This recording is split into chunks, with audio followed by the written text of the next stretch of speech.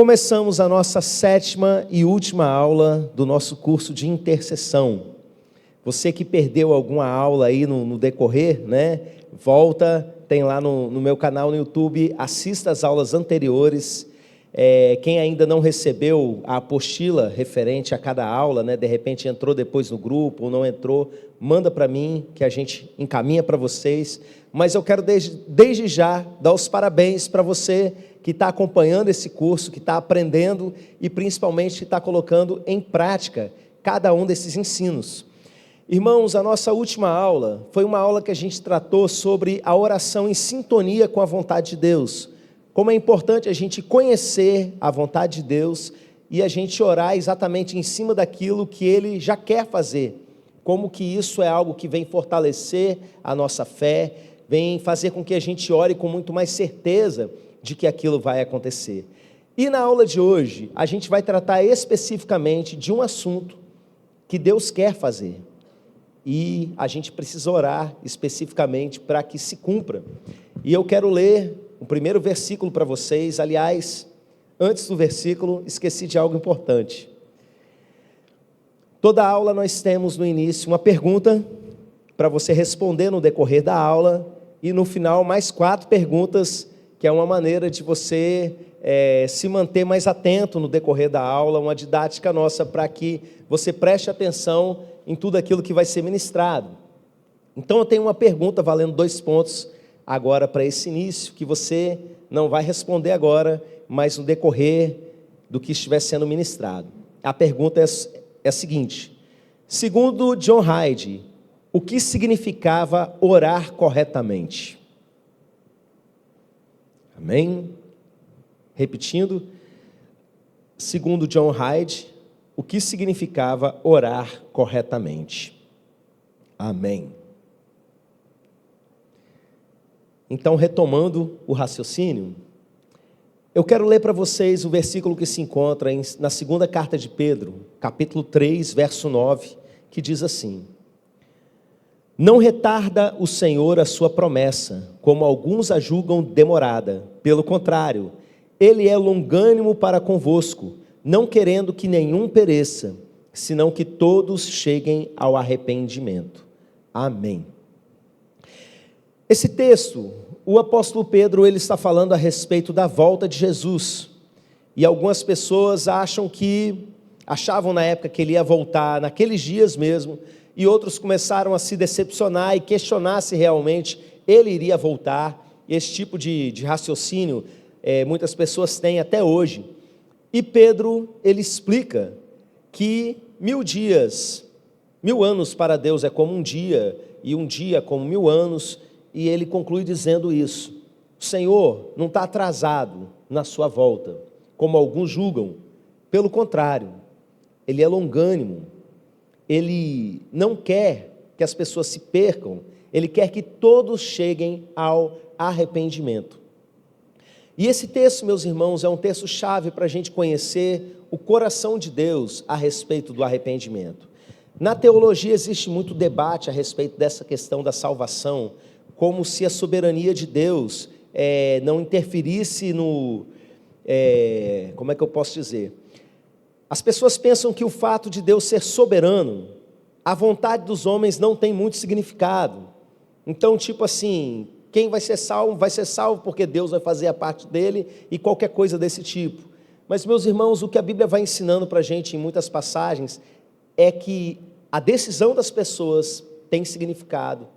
E o agir de Deus sobre as nossas vidas, e a gente vai ver isso ao longo dos textos, também tem um significado muito grande.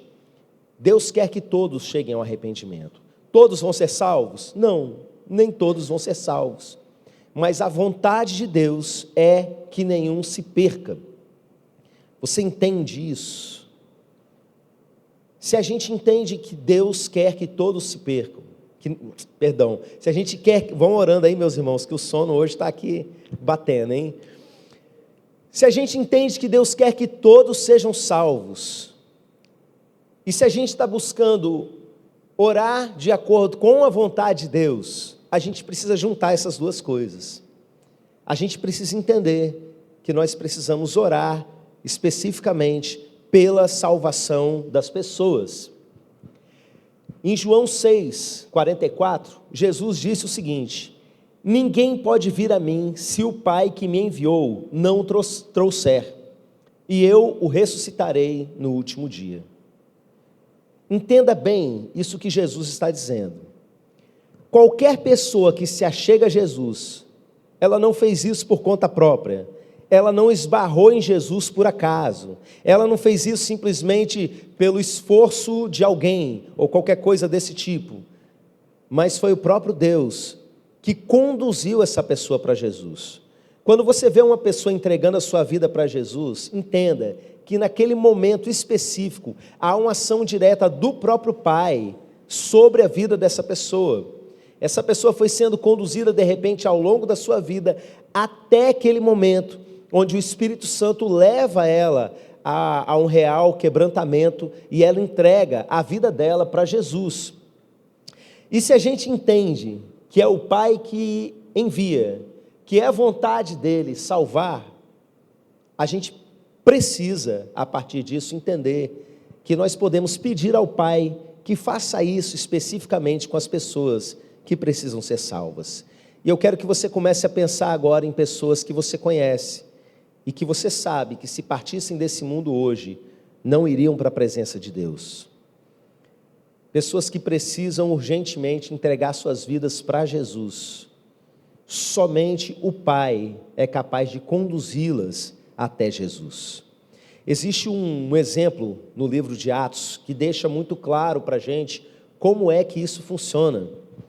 Porque às vezes a gente fica pensando, mas Deus, ele vai obrigar alguém a aceitar Jesus?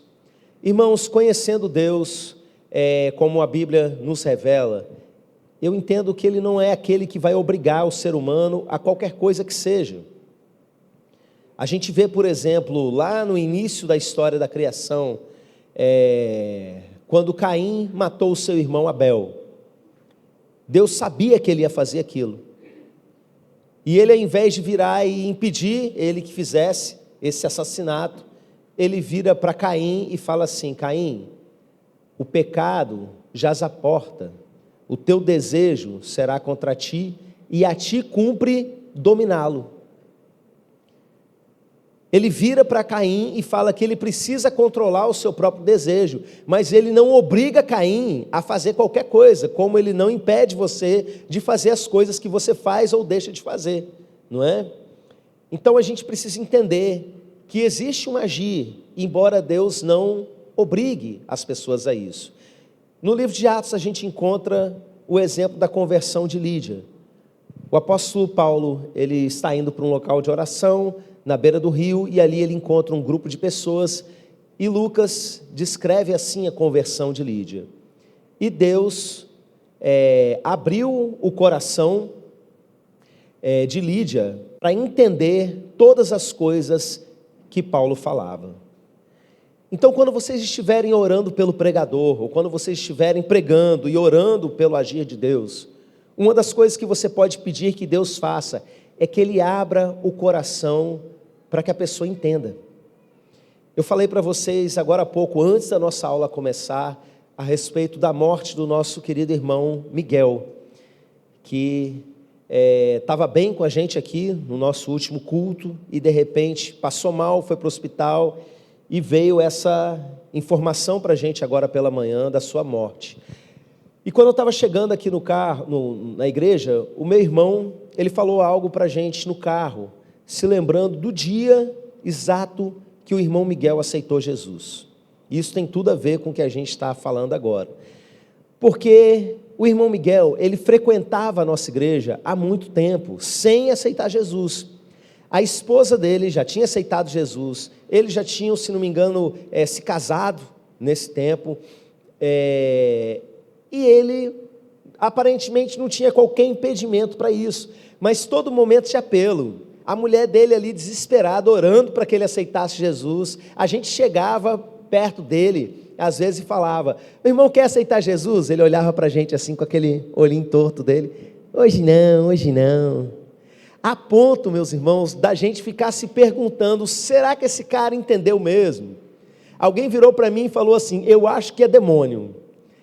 Deve ter um demônio muito forte ali agindo na vida dele, que deixa ele cego, que impede ele na hora de ir, porque não tem razão num cara desse, diante de ambientes tão carregados da glória de Deus, recusar entregar a vida dele para Jesus. Aí a galera começou a expulsar demônio, né? Chegava, botava a mão na cabeça e tal, e agora, quer aceitar Jesus? Ele, hoje não. E meus irmãos, a igreja orando pela conversão dele. E eu me lembro que a irmã Marilza começou uma célula com a família dele, né? E isso foi de alguma forma aproximando mais. E aí o Clauber estava falando para mim agora no carro, né? A respeito do dia exato. Aquela sala de oração que acontece antes do culto, que foi a primeira sala de oração da igreja, a gente tem ela até hoje, orando pelas coisas que vão acontecer no culto. O irmão Lucas Barros, ele falou assim: vamos pedir para que Deus faça uma coisa muito marcante hoje, para a gente lembrar que o dia 17 de fevereiro de 2011, vamos perguntar para ele, ele deve lembrar, né? Por aí, vamos pedir para Deus que no dia de hoje, algo de muito marcante aconteça. E aí oraram por isso, né? E quando desceram, olha que coisa marcante aconteceu. Irmão Miguel entregou a vida dele para Jesus, confessou isso publicamente, não é? E eu me lembro muito bem da noite do batismo dele, porque a gente praticamente não ouvia o irmão Miguel falar nada. Ele sempre foi muito reservado, então ele falava lá com a família dele, a ponto de algumas pessoas pensarem que ele tinha algum problema, por isso que ele não estava aceitando Jesus ou qualquer coisa assim, né? E eu sei que no dia do batismo dele, quando a gente deu o microfone para ele, esse irmão falou diante da igreja lotada, meus irmãos: irmãos, eu passei muito tempo sem aceitar Jesus, mas aceitar Jesus é um negócio bom demais. Aquele jeitão baiano, né? Você que não aceitou Jesus ainda, entrega a sua vida para Jesus, que é a melhor coisa. E a igreja, aleluia, glória a Deus. Aquela festa toda, e principalmente nós que estávamos ali orando bastante pela conversão dele.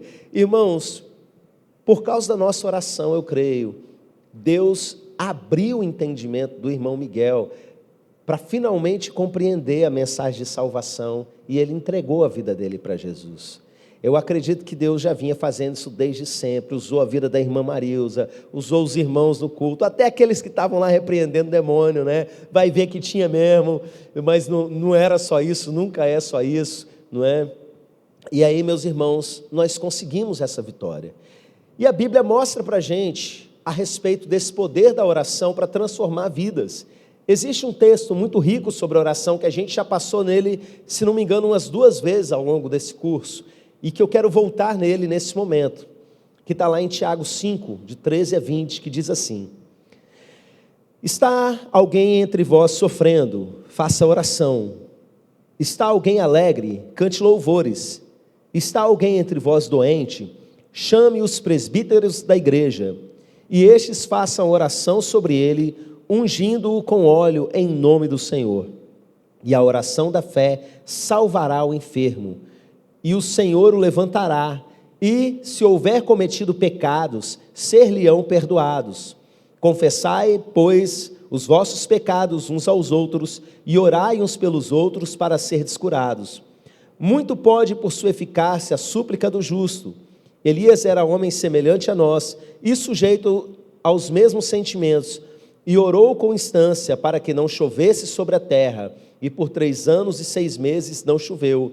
E orou de novo, e o céu deu chuva, e a terra fez germinar seus frutos. Meus irmãos, se algum entre vós se desviar da verdade, e alguém o converter, sabei que aquele que converteu o pecador do seu caminho errado, salvará da morte a alma dele, e cobrirá multidão de pecados. Esse texto ele vai falar para a gente uma série de ensinos sobre o dia a dia da igreja, a maior parte deles relacionada à oração, e no final termina dizendo de alguém que faz o outro se converter e assim cobre uma multidão de pecados.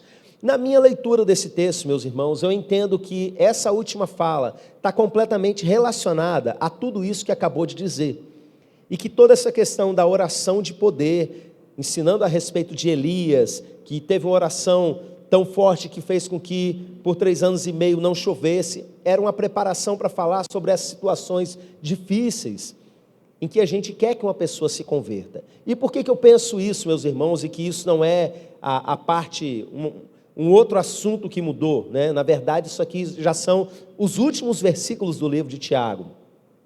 Por causa dessa parte do óleo, que diz assim: chamem os presbíteros da igreja, e estes façam oração sobre ele, ungindo-o com óleo em nome do Senhor.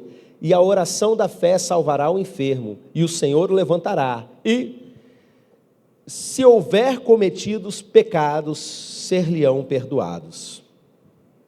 Como assim? Porque uma coisa é você ungir a pessoa com óleo, né? E a pessoa ser curada da sua enfermidade. Outra coisa é você ungir a pessoa com óleo e os pecados dela serem perdoados. A gente olha para o geral da Bíblia, para o ensino geral da Bíblia, e a gente sabe que a pessoa, para ser perdoada, ela precisa de arrependimento. Ela precisa de Deus perdoá-la, de Jesus morrer na cruz pelos pecados dela.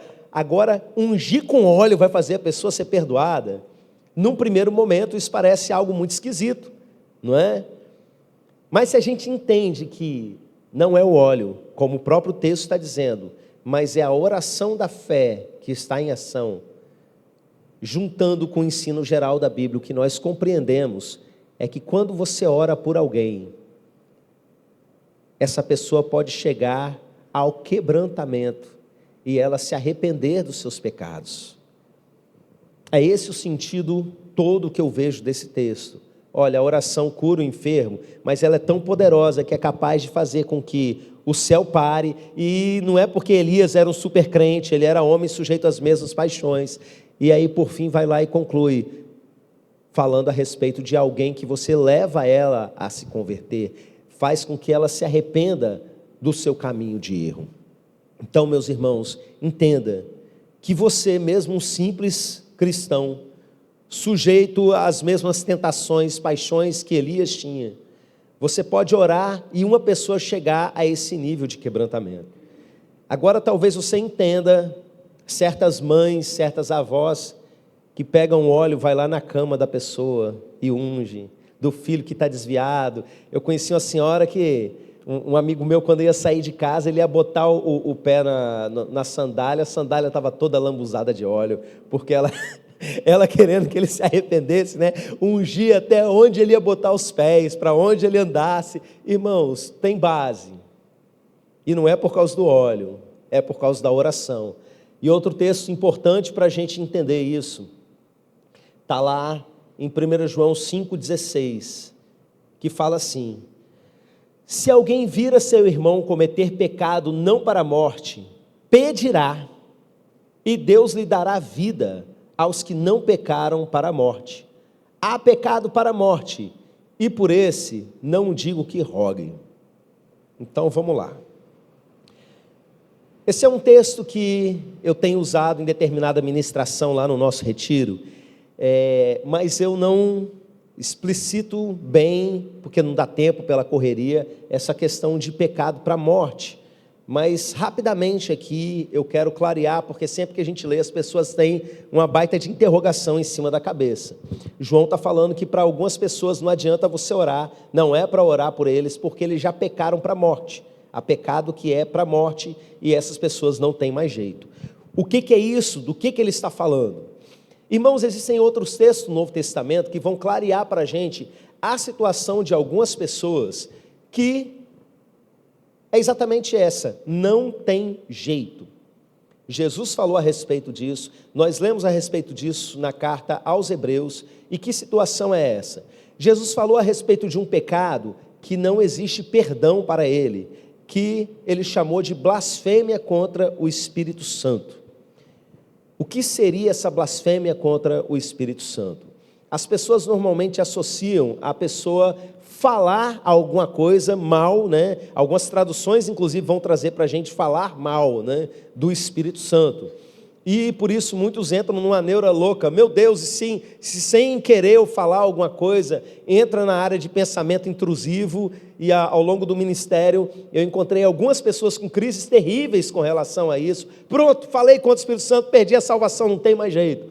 Mas a gente precisa entender sobre quem Jesus disse essas coisas e juntar com outros ensinos ao longo do Novo Testamento para a gente compreender o que seria isso. Jesus estava falando de pessoas que estavam vendo ele expulsar demônios e diziam que ele estava fazendo isso pelo poder de Belzebu, príncipe dos demônios. E por que eles estavam falando isso e por que Jesus disse que aquilo não tinha jeito? Porque essas pessoas sabiam quem ele era. Tratava-se dos escribas e dos fariseus, pessoas que estavam acompanhando o ministério de Jesus e vendo cada um dos sinais que se realizava. Irmãos, desde que Jesus nasceu, os escribas e os fariseus já sabiam que algo de especial tinha acontecido. Quando os magos do Oriente chegam em Jerusalém e tem aquela primeira conversa ali com Herodes, não é? Eles falam assim: vimos a sua estrela do Oriente e viemos adorá-lo. Como assim vimos a sua estrela? Quem é que tem uma estrela, pelo amor de Deus? E aí eles vão lá e pegam os escritos e descobrem aonde ele teria nascido. E Herodes tenta matar Jesus, matando todas as crianças da região. Irmãos, o texto diz que toda Jerusalém comentou a respeito daquilo. 30 anos depois, é impossível que esses homens não soubessem dessa história. E para piorar a situação, quando Jesus começa a fazer os seus milagres, cada um deles, no Evangelho de João, por exemplo, são chamados de sinais, porque não são simplesmente milagres. Um sinal, ele carrega o significante e o significado. O milagre em si, a ação, seria o significante, mas o significado é sempre algo que aponta para quem Jesus é. Cura um cego de nascença. Na mentalidade judaica da época, se uma pessoa nasceu cega, é porque o próprio Deus tinha feito isso com ela. E vem Jesus e desfaz isso que só Deus poderia fazer. Eles abrem um inquérito, eles fazem toda uma investigação, entrevistam o ex-cego, entrevistam os pais dele. Irmãos, Jesus ressuscita um morto de 4 dias, todo mundo sabe o que aconteceu, eles querem matar Lázaro de novo, e matar o próprio Jesus. Então era gente que sabia quem Jesus era, não era uma pessoa que tinha dúvida, e de repente essa pessoa, mesmo sabendo, fecha o seu coração para o agir de Deus, para a mensagem de Deus, e se recusa a se arrepender. Essa situação, para mim, é a mesma daquela pessoa que lá em Hebreus a gente lê, que experimentou das primeiras coisas do Espírito, ou seja, conhece de perto, mas chegou um momento que ela passou do ponto sem volta. Ela rejeitou a Deus de uma tal maneira que chegou a um ponto que a gente lê, que é impossível que elas sejam reconduzidas ao arrependimento. Agora você pergunta para mim: pastor, como que eu vou saber se determinada pessoa já passou desse ponto ou não? Eu não sei, mas João está falando que a respeito dessas pessoas, não gaste seu tempo orando por elas, a respeito delas não ore. Mas a parte principal para a gente nesse versículo é quando ele diz o seguinte: se alguém vir a seu irmão cometer pecado, pedirá e Deus lhe dará vida. Então, você vê uma pessoa andando no erro, a sua oração é capaz de fazer com que Deus derrame vida sobre essa pessoa. Ou seja, que aqueles atos que são pecaminosos, que estão conduzindo ela para a morte, embora não sejam o pecado para a morte, né? A sua oração vai fazer com que essa pessoa mude completamente o seu comportamento, que vida de Deus seja derramada sobre a vida dela. Então, meus irmãos, eu quero dar um exemplo para vocês, que eu já dei outras vezes. Quem estava no retiro na semana passada me ouviu falar um pouco a respeito disso. É a respeito de um homem que exemplifica bem para a gente como é que isso funciona. O nome do homem era John Hyde. Ele foi missionário na Índia e A vida dele é uma pancada todas as vezes que eu paro para ouvir, para ler a respeito. Ontem à noite, quando eu estava revisando essa aula de hoje, eu parei para reler algumas coisas a respeito dele e para ouvir a biografia dele, que você encontra lá no meu canal no YouTube. É só procurar John Hardy, o apóstolo da oração, ou o homem que orava, não me lembro exatamente qual é o título, mas você encontra lá no meu canal no YouTube. E meus irmãos, esse homem foi um cara que entendeu isso aqui bem na prática. E ele foi muito usado por Deus para despertar isso na vida das pessoas, quebrantamento, conversão. Era um tipo de cara que ele chegava no ambiente, e ele, numa igreja, por exemplo, tem um relato de que estava acontecendo uma série de conferências evangelísticas, mas não estava indo ninguém para ouvir a palavra e se converter, e de repente John Hyde entrou naquela igreja, ficou sabendo da situação, botou o joelho no chão e começou a orar. E de repente pessoas começaram a entrar dentro da igreja, porque esse cara estava orando. E aí ele continuou orando, a igreja lotada. 50 homens entregaram a vida deles para Jesus naquela noite, simplesmente porque John Hyde resolveu aparecer, botar o joelho no chão e orar até que algo acontecesse. Esse homem é uma das histórias mais marcantes que se tem, né? Um pouco no início ali do ministério dele na Índia, ele foi chamado para ministrar numa igreja, na verdade numa conferência, com líderes cristãos de toda a região, e ele mais 3 irmãos ficaram dias e dias antes, jejuando e orando por aquele momento, para que Deus fizesse um verdadeiro reboliço na vida daquelas pessoas. E aí ele chegou até atrasado no dia, embora ele fosse o pregador, porque na verdade eles estavam orando, e finalmente quando passaram a palavra para ele foi lá e falou poucas coisas, coisa de 15 minutos, talvez 20 no máximo. E quando ele falou uma palavra muito simples, falando dos próprios pecados dele, de como Jesus ajudou ele a se libertar dos seus pecados, e aí concluiu aquela palavra e falou assim: vamos orar, meus irmãos, e voltou para o lugarzinho dele e foi orar. E aí de repente um começou a se quebrantar, começou a chorar, outro começou a chorar, e daqui a pouco estava todo mundo vindo à frente, confessando publicamente os seus pecados. Irmãos, isso numa reunião de líderes, cheio de gente religiosa, de máscara, que não quer descer do pedestal, é só milagre de Deus mesmo, sabe? Na verdade é o cumprimento de tudo isso que a gente está lendo aqui. Ele entendeu, creu nessas palavras e foi orando nessa direção.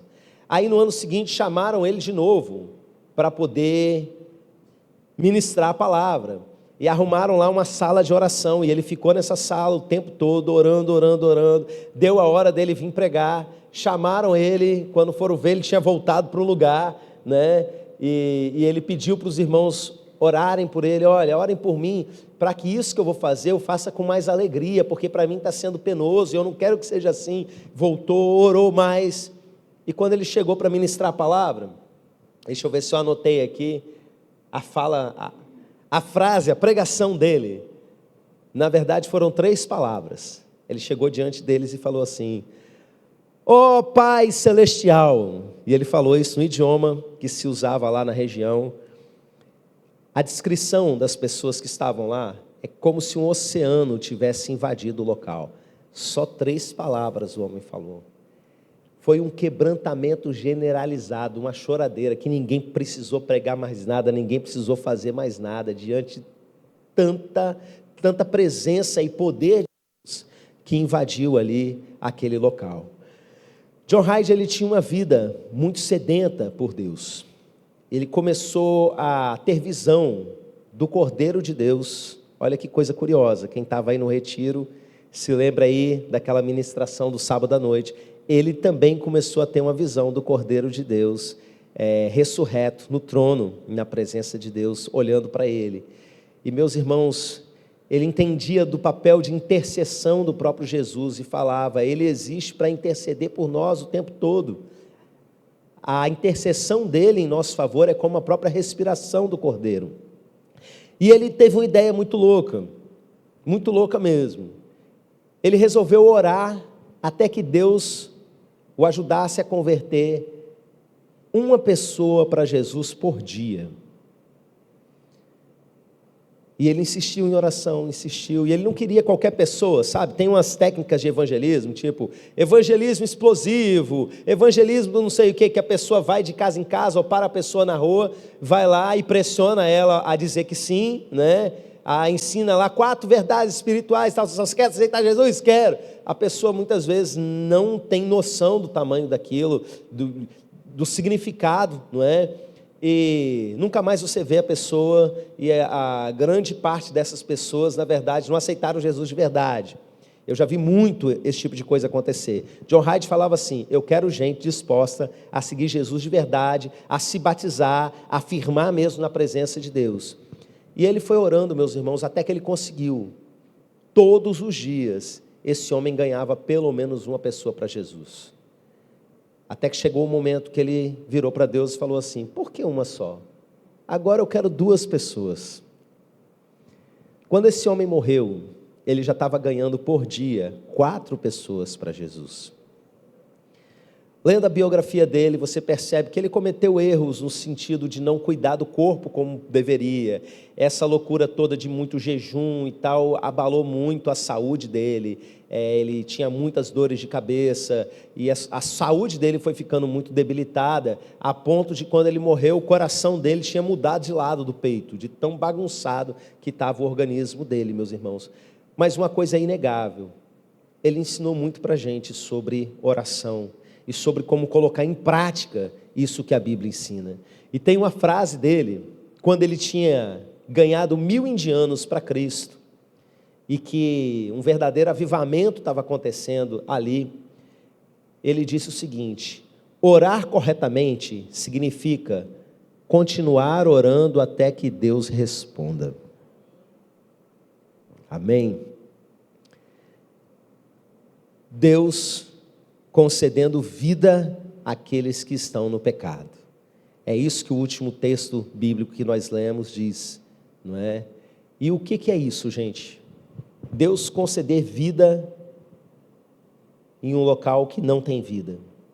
Como é o nome disso? Alguém sabe me dizer? Avivamento, ou melhor dizendo, reavivamento. Eu vou corrigir esse termo, que aqui no Brasil a gente fala muito avivamento, mas é uma tradução errada do inglês, que na verdade seria revival, reavivamento. E o que é reavivamento? Tem alguém morto, e de repente esse que está morto é reavivado, ele volta à vida. Você já deve ter visto em seriado médico, em filmes, se você é da área da saúde, viu isso pessoalmente. Está a pessoa lá, sem batimento cardíaco, e os médicos dizem: afasta todo mundo, pega um aparelho chamado desfibrilador, coloca no peito, dá um choque, e de repente aquela pessoa que não tinha vida, agora volta a ter vida, o coração volta a bater. A gente diz que ela foi reanimada ou reavivada. Basicamente, o conceito de reavivamento é isso, aplicado à questão espiritual. Irmãos, alguns teólogos vão dizer que, na verdade, essa ideia de revival, né, de reavivamento, é uma ideia da teologia histórica, que isso não é um conceito bíblico, ou qualquer coisa desse tipo, e que é algo que virou moda de 200 anos para cá. Está errado. Isso é um conceito bíblico, sim. A palavra avivamento, ela existe na Bíblia. Ela foi usada por Abacuque, capítulo 3, versículo 1, quando o próprio Abacuque faz uma oração nesse sentido, pedindo que Deus reavive a sua obra. E meus irmãos, embora a palavra seja usada uma única vez, nós encontramos esse conceito de morte espiritual de maneira generalizada, sendo trocada por vida espiritual de maneira generalizada, derramada pelo próprio Deus, em vários momentos das Escrituras. Esse versículo que nós acabamos de ler é uma aplicação disso. No domingo passado eu preguei sobre a igreja em Sardes, nessa série de mensagens sobre Apocalipse. E o que nós vemos com relação a essa igreja em Sardes? Nós vemos uma igreja que estava morta, embora tivesse o nome de que estava viva, e que parte dela estava para morrer, existia ali um remanescente fiel, mas essa era a realidade de toda aquela igreja. E meus irmãos, o que acontece nesse texto? Jesus está querendo que eles se arrependam. Jesus fala para eles se lembrarem daquilo que eles já ouviram, ou seja, como acontece em todas as histórias de avivamento, há um reposicionamento com relação à palavra de Deus, para que a vida deles seja derramada sobre eles. A gente não sabe o que aconteceu com aquela igreja imediatamente depois, mas a gente entende que a vontade de Jesus sobre eles é que a vida fosse derramada sobre aquela igreja. Quando a gente olha, por exemplo, para Ezequiel, capítulo 37, nós vemos uma situação de morte generalizada que estava sobre o país inteiro, o povo de Israel, de uma maneira geral. Havia morte espiritual em todos os sentidos, e não só isso, meus irmãos, mas o próprio povo reconhecia que eles estavam num estado de morte. Eles falavam, é como se nós estivéssemos mortos, os nossos ossos estão sequíssimos. E Deus dá para Ezequiel uma visão profética do estado espiritual daquele povo. Deus faz com que o profeta ande por um vale cheio de ossos, e esses ossos estão sequíssimos, ou seja, o povo estava espiritualmente morto, e muito morto mesmo. Não era simplesmente algo pontual, era algo generalizado e extremo, a ponto dos ossos estarem completamente secos. E aí o que acontece? Deus manda que aquele profeta profetize sobre os ossos. Você sabe o que é isso? Isso é uma figura da intercessão. É isso que um intercessor que ora por avivamento faz. A gente clama para que Deus derrame a vida. E uma coisa curiosa nessa passagem de Ezequiel é que não é uma coisa que acontece de uma hora para outra. As coisas começam a acontecer, os ossos se juntam, fazem aquela barulhada terrível de osso batendo com osso, camadas começam a se formar, mas não tem vida. E aí Deus insiste com ele, profetiza, fala aos quatro ventos, para que venha o Espírito e entre neles. E aquele homem continua orando até que tudo aconteça. Como é a mesma frase de John Hyde, orar corretamente significa continuar orando, até que Deus responda. Tem gente que você vai orar pela conversão delas por muito tempo. Você vai ver que parece que vai acontecer, parece que começou algo, e de repente desmoronou a situação. Calma, profetiza, filho do homem. Insiste, até que o Espírito entre na vida dessa pessoa. E aí, o que acontece ao final dessa história? Aqueles ossos secos se tornam um exército numeroso. É justamente a figura do que Deus faz quando Ele envia sobre a terra uma onda de avivamento, meus irmãos. Um local onde existe muita morte espiritual, um povo indiferente, entregue à iniquidade, de repente está ali, totalmente rendida ao Senhor, cheia do Espírito Santo. É o que nós encontramos 10 capítulos à frente em Ezequiel 47, em outra figura profética sobre reavivamento. O rio de Deus, que Jesus explicou, na verdade Jesus falou a respeito dele, né? Mas o texto explica para a gente que trata-se do Espírito do próprio Deus. O Espírito de Deus passando num local onde há morte, e de repente tudo aquilo se torna vida. Uma figura que o povo de Israel conhecia muito bem, o Mar Morto, um local onde não existia peixe algum, porque a salinidade era muito grande, um local extremamente desértico, e de repente esse rio de água viva vai entrando e vai curando aquelas águas, a ponto de encher de peixe para tudo quanto é lado, a ponto de ter muitas árvores ao redor, de vida aí sendo espalhando. Irmãos, isso é uma figura profética do reavivamento. Quando o Espírito de Deus é derramado de forma generalizada sobre um grande número de pessoas, e de repente, onde existia grande morte, agora há abundância de vida. Pessoas que estavam totalmente entregues ao pecado, agora estão cheias do Espírito Santo, transbordando vida por onde elas passam. E a gente percebe, meus irmãos, que isso veio acontecendo em alguns momentos no Novo Testamento. A gente vê isso acontecendo em Éfeso, a gente vê isso acontecendo em Antioquia, em vários lugares onde a igreja de Jesus chegava, em um ambiente que estava cercado de morte. A própria Jerusalém aconteceu isso, foi o primeiro grande reavivamento. De repente o Espírito do Senhor foi derramado e houve vida sobre eles. E isso, meus irmãos, não foi exclusividade daquele período bíblico ou de 200 anos para trás, mas ao longo da história da igreja.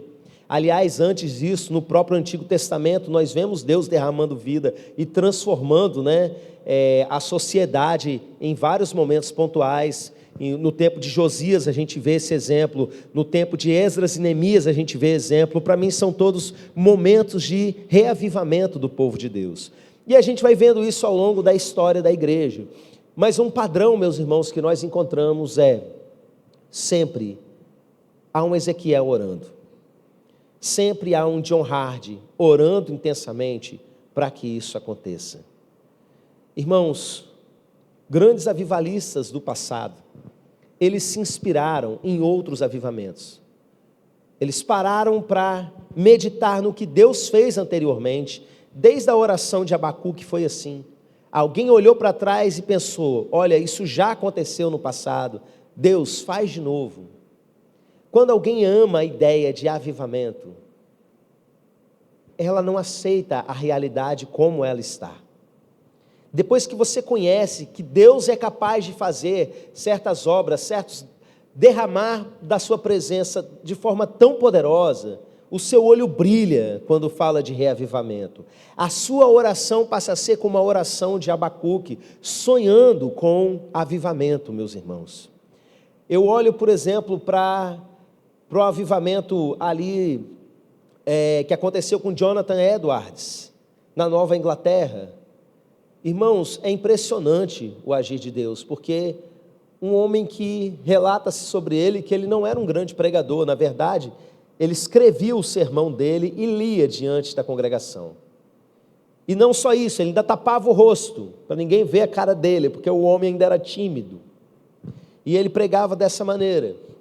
E um dia ele escreveu um sermão, que o título dele é Pecadores nas mãos de um Deus irado. É famoso, até hoje. Você encontra ele, é muito lido. E esse homem começou a pregar aquele sermão, mas naquele dia algo diferente aconteceu. O povo foi tomado por um desespero, por um quebrantamento tão grande, que as pessoas tinham a impressão de que o chão ia se abrir, e que elas iam ser engolidas para o inferno ali em vida, sabe? Tamanho temor de Deus que foi derramado ali sobre eles. Eles abraçavam nas pilastras da igreja e gritavam no meio da pregação, irmãos. Isso muito tempo antes de movimento pentecostal, de qualquer coisa nesse sentido. Abraçavam as pilastras e gritavam: Senhor Edwards, tem misericórdia de nós. Com medo daquilo que ele estava falando. Irmãos, por que isso aconteceu? Esse homem tinha passado 3 dias e 3 noites de joelhos, sem comer, sem beber nada, clamando para que Deus derramasse vida sobre eles. Clamando, dizendo: Senhor, dá-me o povo da Nova Inglaterra. A expressão que eu vou usar é uma expressão que nós precisamos aprender e que tem a ver com todas essas histórias de avivamento. Ele agonizava em oração, meus irmãos. John Hard também agonizava em oração diante de Deus. Cada um desses homens que entendeu esse princípio espiritual eram tomados por um peso de intercessão, e eles agonizavam em oração diante de Deus. Os morávios, meus irmãos, da mesma maneira.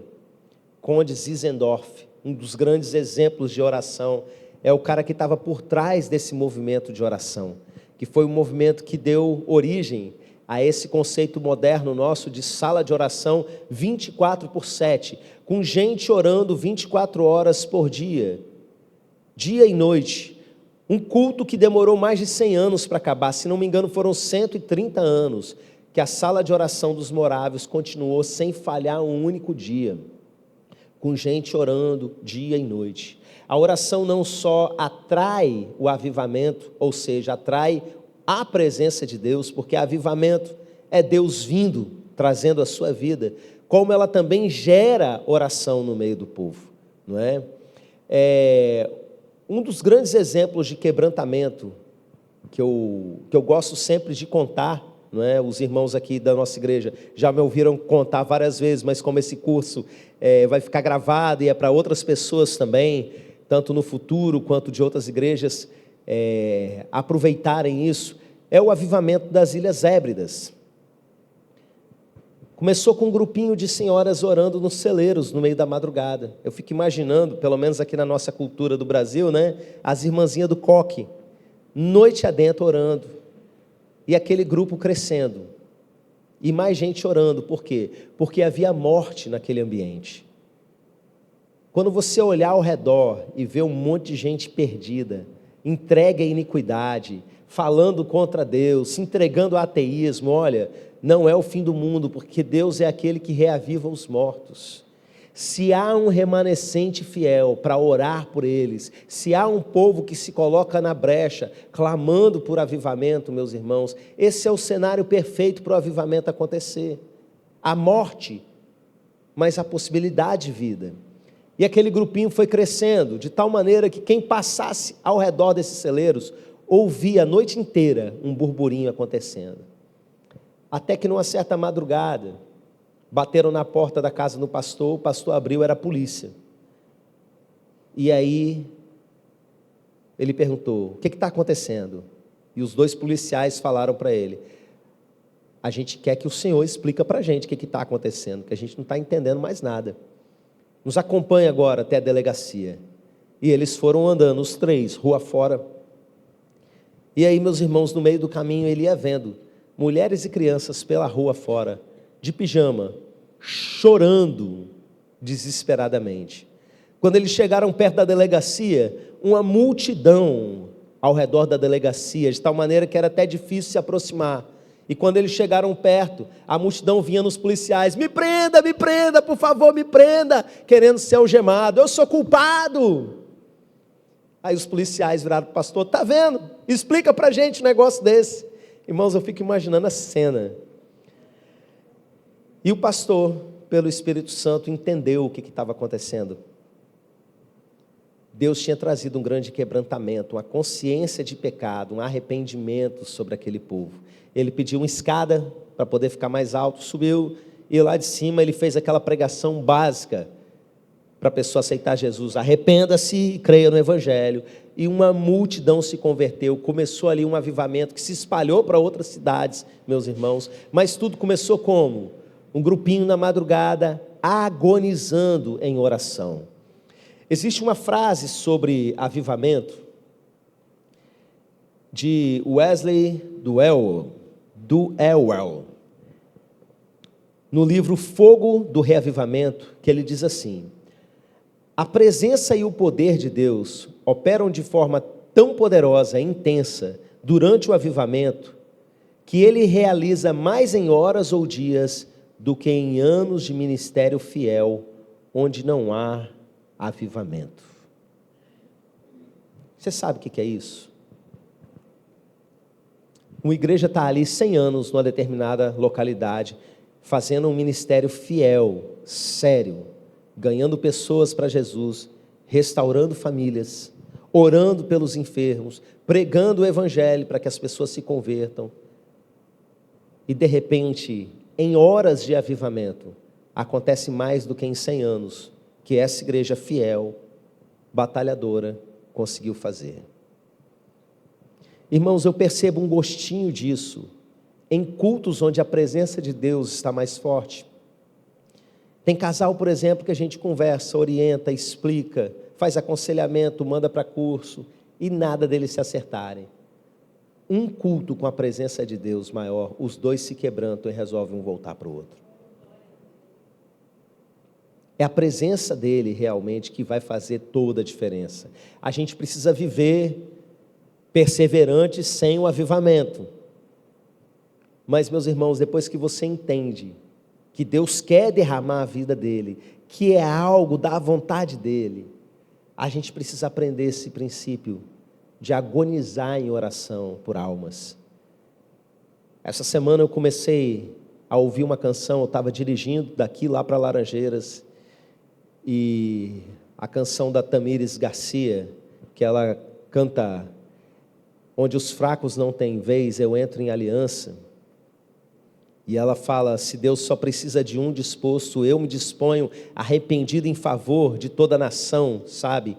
E eu comecei a sentir esse peso de intercessão e comecei a chorar por avivamento enquanto eu dirigia, meus irmãos.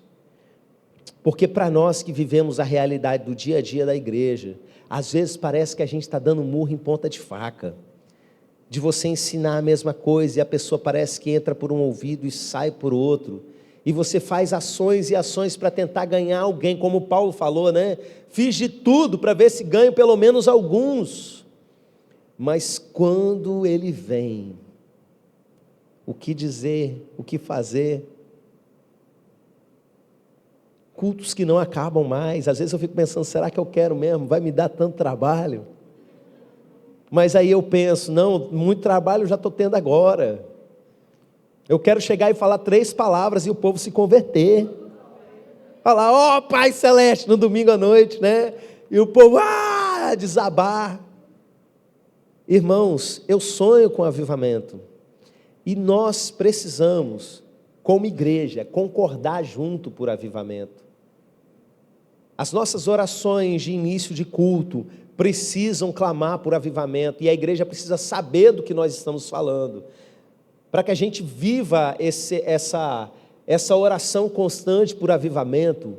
Nós precisamos viver uma cultura de avivamento, de um povo que sabe realmente o que isso significa, porque essa palavra é usada muito fora do contexto para muita coisa.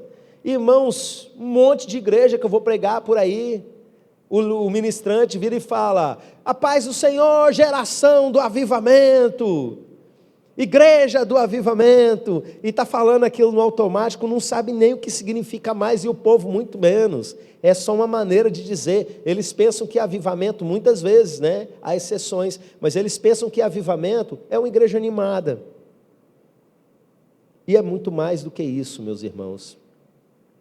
Eu quero aquilo que aconteceu em Azusa, uma parede inteira com muletas e cadeira de roda e um monte de coisa encostada lá, de gente que foi curada em uma única noite, de missionários vindo de outros lugares do mundo, porque tiveram a revelação de Deus que deviam ir lá para aquele endereço, para receber o que Deus estava derramando, e depois voltar com isso que recebeu lá para o seu campo missionário, com multidões se quebrantando diante de Deus, abraçando a pilastra, arrependida dos seus pecados.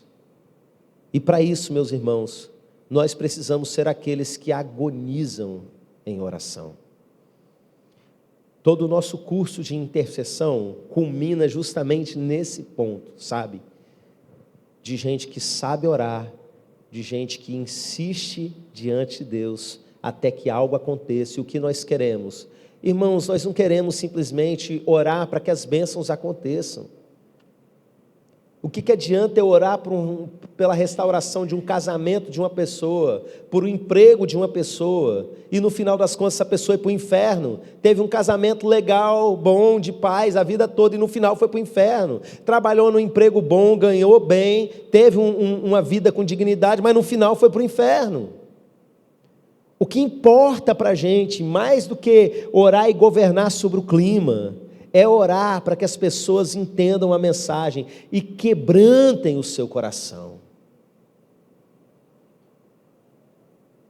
É a gente orar para que um verdadeiro avivamento venha, e venha sobre os nossos dias, e venha sobre a nossa região, sobre o nosso território. Nós estamos vivendo um momento muito gostoso como igreja, meus irmãos, mas uma coisa que o Espírito tem me levado a orar nesses dias é que não é só sobre nós. Nós estamos num crescente de alcance de coisas, né?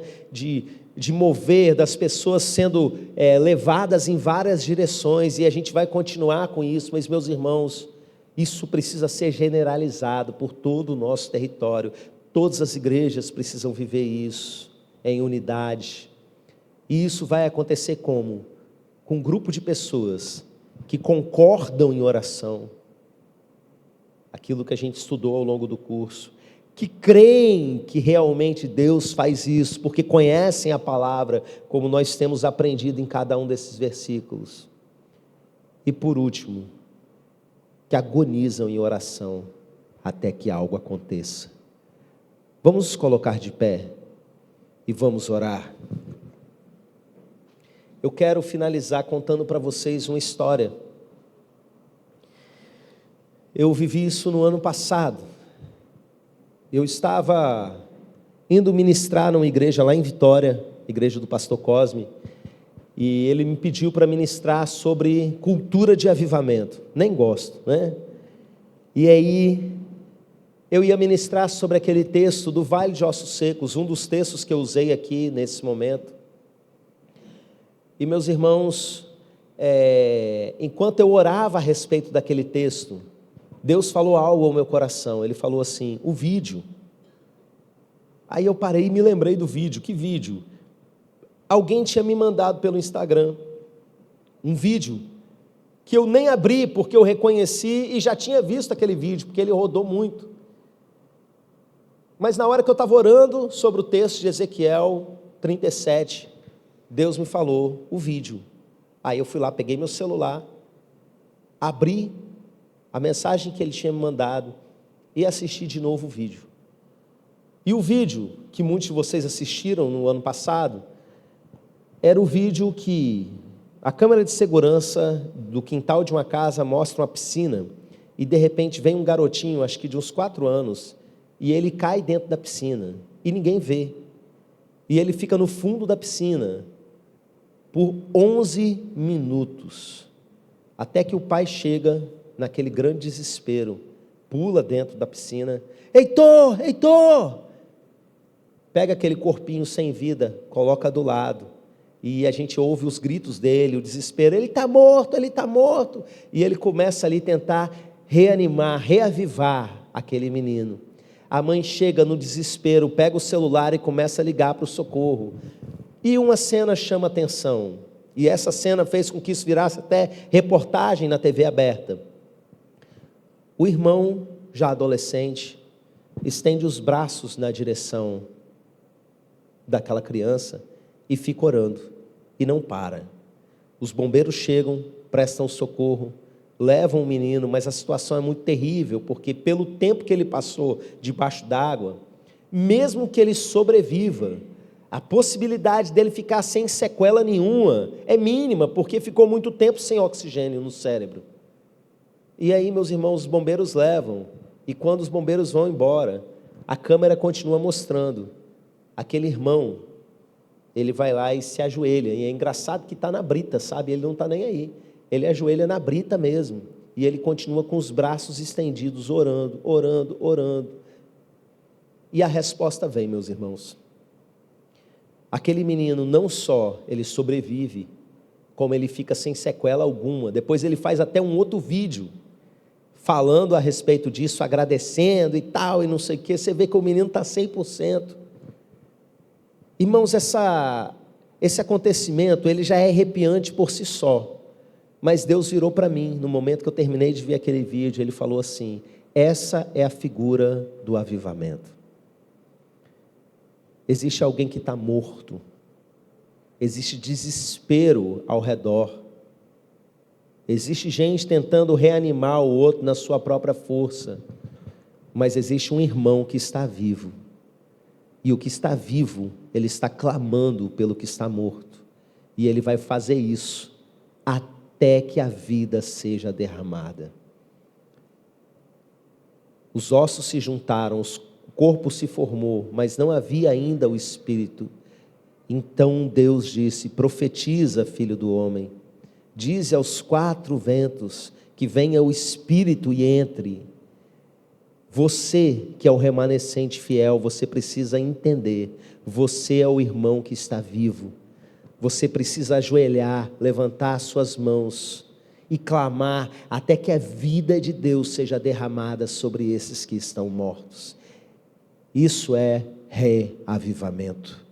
Vamos orar. Feche os seus olhos e comece a agonizar em oração. Será que nós somos capazes disso?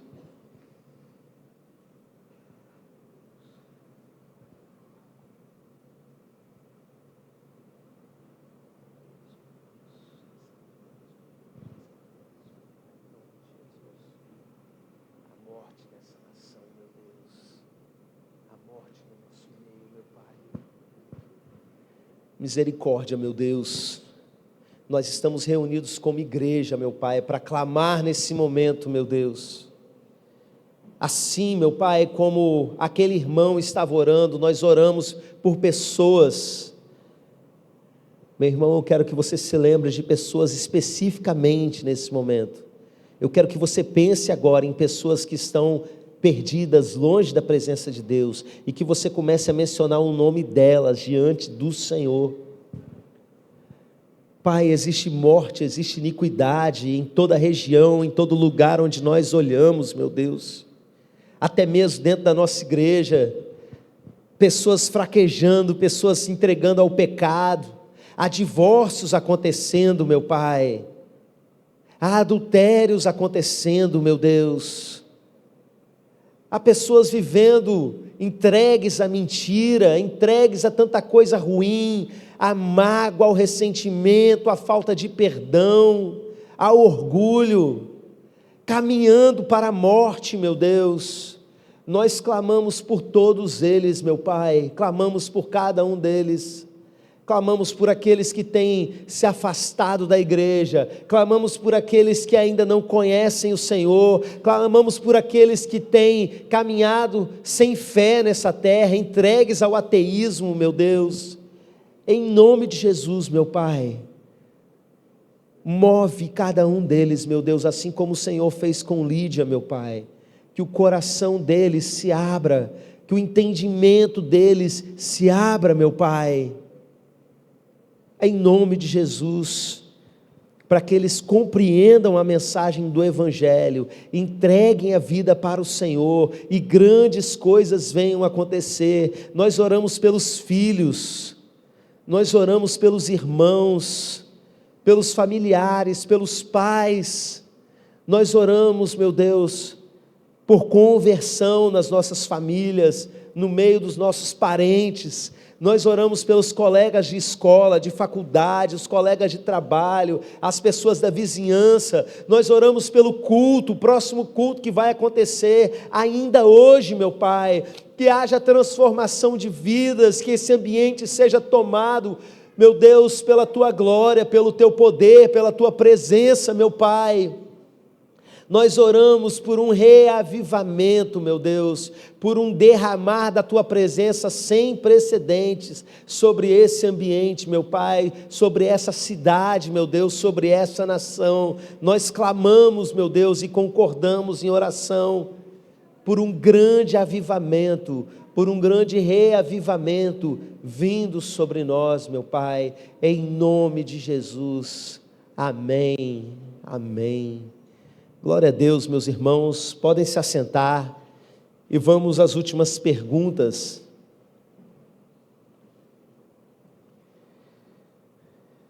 As próximas perguntas, como a gente tem feito, são de verdadeiro e falso. Então vamos à número 2. Não devemos orar pela salvação, porque Deus não obriga ninguém a nada. Repetindo. Não devemos orar pela salvação, porque Deus não obriga ninguém a nada. Precisa copiar, é só colocar verdadeiro ou falso. Número 3. A ideia de reavivamento não é bíblica, somente um conceito de 200 anos atrás.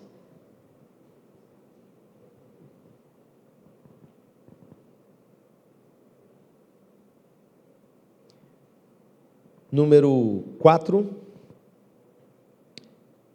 o óleo consagrado tem o poder de conceder a salvação. Número 5, um povo comprometido em orar por avivamento pode atrair a presença de Deus e resgatar toda uma comunidade. Repetindo. Um povo comprometido em orar por avivamento pode atrair a presença de Deus e resgatar toda uma comunidade. Vamos agora às respostas. A número 1, lá no início. Segundo John Hyde, o que significava orar corretamente? Continuar orando até que Deus responda. Isso aí. Número 2, não devemos orar pela salvação porque Deus não obriga ninguém a nada. Verdadeiro ou falso? Falso. Nós devemos orar. Deus não obriga ninguém a nada, mas Ele vai fazer com que o coração se quebrante, vai abrir o entendimento, né? 3, a ideia de reavivamento não é bíblica, somente um conceito de 200 anos atrás. Falso. Está em várias passagens da Bíblia, a gente lê a respeito dessa ideia. 4, o óleo consagrado tem o poder de conceder a salvação. Erradíssimo, tem nada a ver com óleo, não é? Mas deixa eu aproveitar para corrigir algo também. É comum a gente ver as pessoas se referirem a esse óleo para unção como óleo ungido, né? Vamos dar uma acertada nisso, porque falar óleo ungido é a mesma coisa que falar água molhada, tá bom? O óleo, ele serve para ungir. É tipo assim, eu peguei o óleo e passei no óleo, aí ele virou o óleo ungido, entendeu? Está errado. Então, assim como você não fala água molhada, eu espero que você não fale, né? Não use mais a expressão óleo ungido, por favor. Óleo, é óleo. Porque o pessoal pensa que é o óleo super especial do não sei das quantas, né? Eu me lembro, há muitos anos atrás, quando a gente começou a fazer o uso de óleo, né, em obediência a essa passagem, eu conversando com o pastor Ivan a respeito, ele falou assim, se eu olhar para um lado, olhar para o outro, não tiver óleo nenhum, eu raspo da testa, e vou lá e uso, entendeu? É só óleo. Aí se pegar o da cozinha, presta atenção, não é o óleo, é a oração da fé. É claro, a gente gosta, por conta do simbolismo que ele carrega, de pegar um negócio mais bonitinho, cheirosinho, bota um cheirinho nele e tal, né, para ficar mais legal. Mas não é aquele óleo de consagração lá do Antigo Testamento, com aquelas especiarias específicas, mesmo porque aquele nem podia usar assim, era só o sacerdote e tal, para aquele contexto específico. O que se usava no Novo Testamento era outro tipo de óleo, beleza? Um povo comprometido em orar por avivamento pode atrair a presença de Deus e resgatar toda uma comunidade. Verdadeiro ou falso? Amém, glória a Deus. E que você seja esse povo, que vocês que nos acompanham aí pelo canal, sejam esse povo que concorda em oração e sonha com o avivamento. Mas é isso, meus irmãos, obrigado pela participação de vocês, uma salva de palmas para todos vocês aí que conseguiram concluir o nosso curso. Deus abençoe vocês. Vamos colocar de pé e vamos orar, encerrando mais uma vez. Pai, muito obrigado, Senhor, e nos ajude a colocar tudo isso em prática, com fogo no coração, com sede pela Tua presença, meu Pai, que a partir de agora, meu Deus, as nossas salas de oração sejam mais fortalecidas, meu Deus, e a gente chegue a esse objetivo de oração 24/7, de salas de oração que aconteçam dia e noite sem cessar, subindo incenso diante do Senhor, em nome de Jesus. Amém, amém.